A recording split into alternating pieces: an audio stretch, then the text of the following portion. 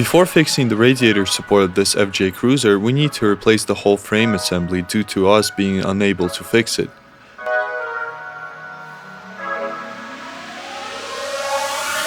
After that, we push it on the frame machine, and without the engine you can clearly see the damages done to the front.